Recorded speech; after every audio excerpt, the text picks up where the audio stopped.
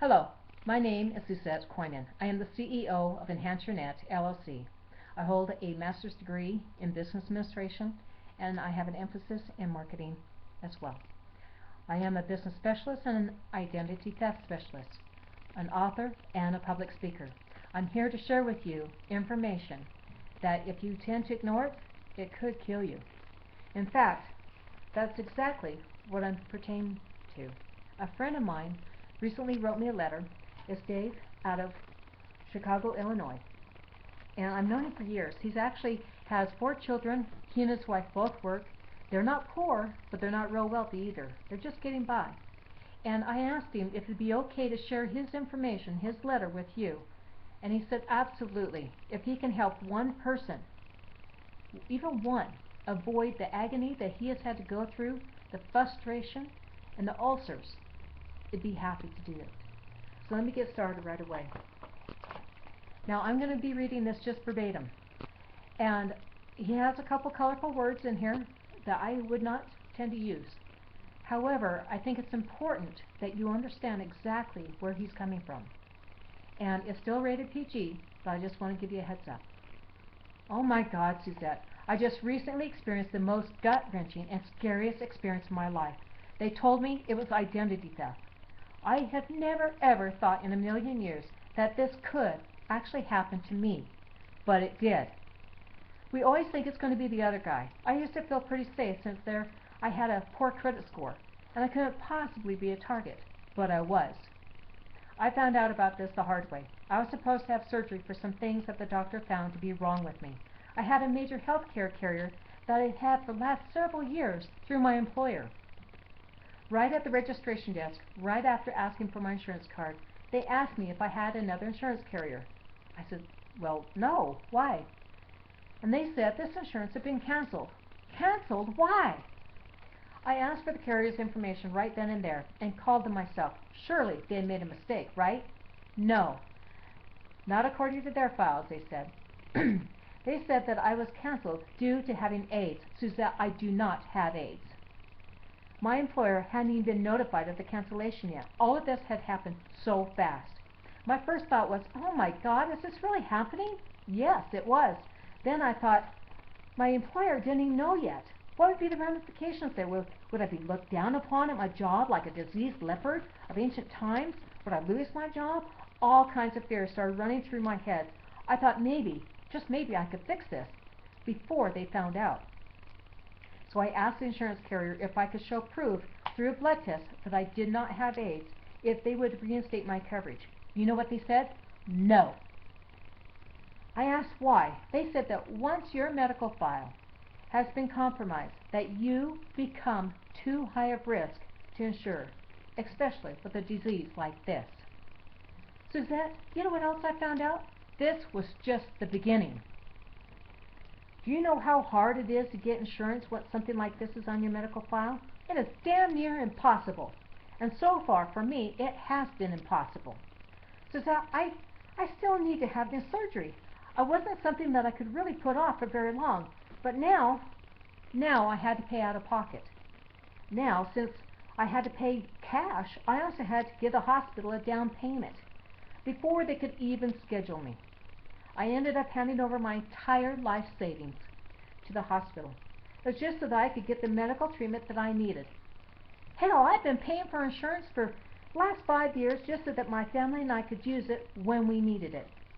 Now, all because some hooligan had used my medical information who had AIDS. Everything in my life is upside down and backwards. Then when I told my doctor what had happened, he had to run additional tests for proof that I didn't have that dreadful disease AIDS. He did it for 2 reasons. 1, as precaution to him and his staff, and 2, to reduce the cost of my down payment to the hospital.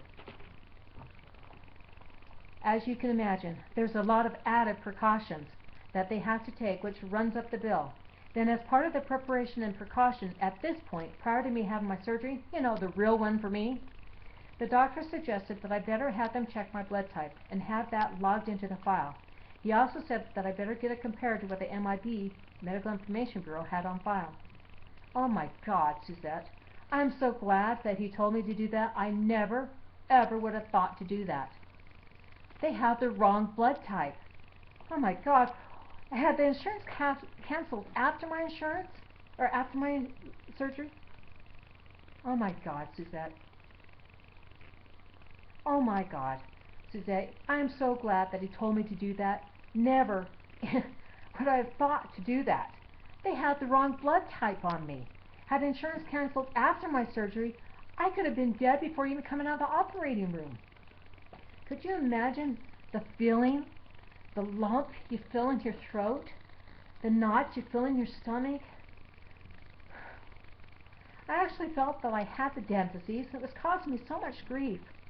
What if I hadn't found out?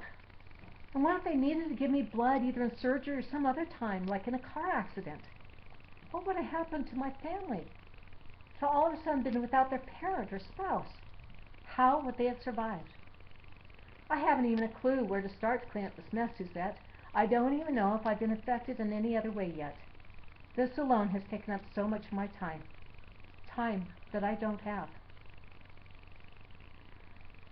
So far, it's caused me to get ulcers, just thinking about it. Do you know how many nights my spouse and I have just laid there, staring up at the ceiling, wide awake at night, with fear and questions, wondering, why me? What are we going to do? What's next? It's horrible. My boss is starting to look funny at me now. Every time I'm on the phone, he has this look, again? You're on the phone again? Dealing with this again? He's already told me that he's seen a decrease in my productivity and that he sympathizes with my situation, but he does have a business to run. What if I lose my job? She said, before I get this resolved, especially when I'm on leave from my own surgery. That might be just enough to let me go. Suzette, I am terrified of what is coming up next. My wife has asked her employer if she could start up their medical plan for at least her and the kids, but they said that unless a major life change like divorce or death, that she would have to wait until their open enrollment. That is months from now. My plan was really pretty good, so we couldn't see paying twice for coverage. Then my family doctor suggested that since there have been so many data breaches across the nation, not just with the financial sector, but in medical sectors, he suggested that I should look into my kids' medical records and my spouse as well, since we were all in the same plan.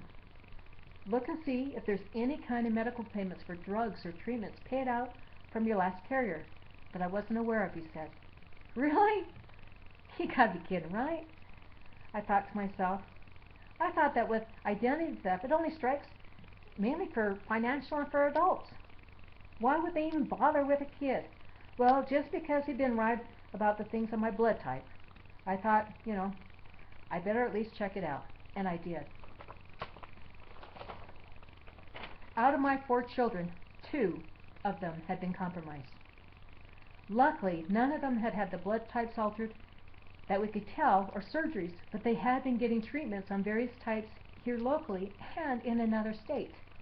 So far, I'm finding that I'm having the same problem with getting new coverage on the 2 that had been compromised as it was for me, giving me the same reason over and over. You're too high a risk. You've been compromised.